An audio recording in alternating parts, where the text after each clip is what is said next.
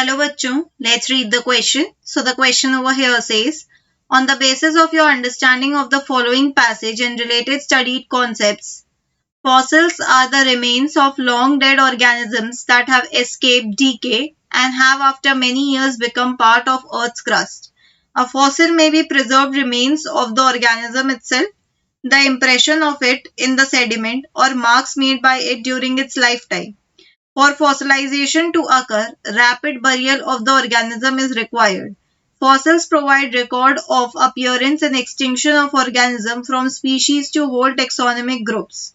Once this record is calibrated against time scale by using broad range of dating techniques, it is possible to build a picture of evolutionary changes that have taken place. What information can be derived from fossil of extinct organism Archaeopteryx? तो यहाँ पे एक paragraph दे रखा है. Basically this paragraph is about fossil in which they are saying कि fossils क्या है. फॉसिल्स ऐसे ऑर्गेनिज्म है जो बहुत पहले मर चुके हैं, लेकिन इन ऑर्गेनिज्म का डीके नहीं हुआ है and they have become part of earth's crust.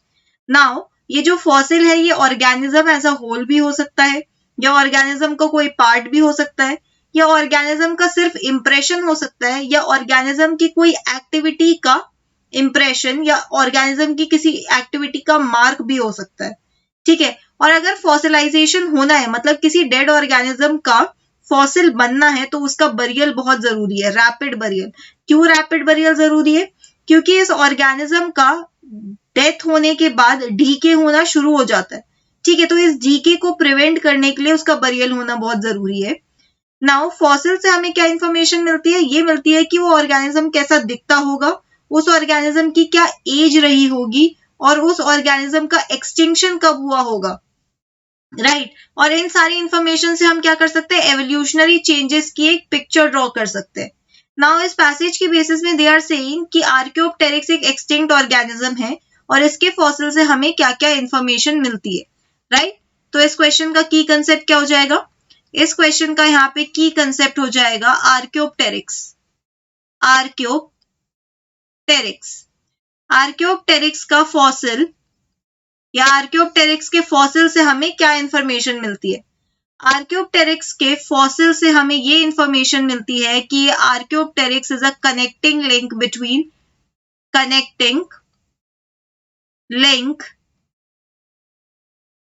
Between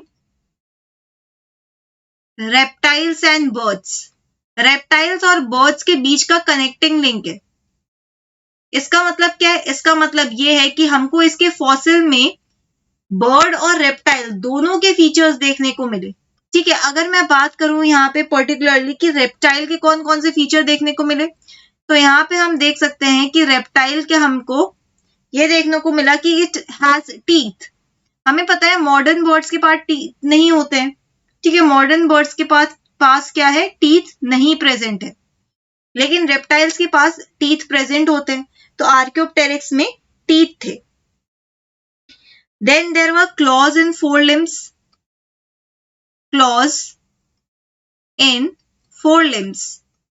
which is again a feature of reptiles. Then there was presence of free caudal vertebrae.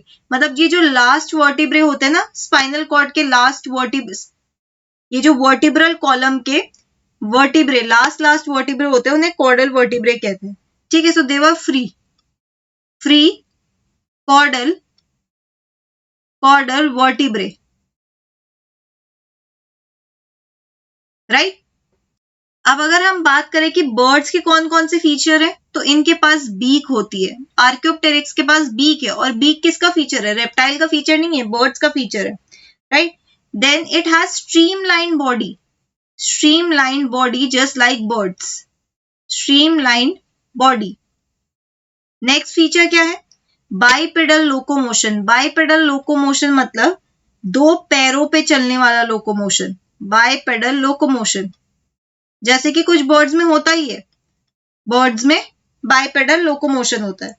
तो इन फीचर्स के बेसिस पे हमने क्या देखा कि आर्कियोप्टेरिक्स के फॉसिल से पता चला कि it's a connecting link between reptiles and birds because it has features of both of them. So that's it for the question. Hope you understood it well. Best of luck.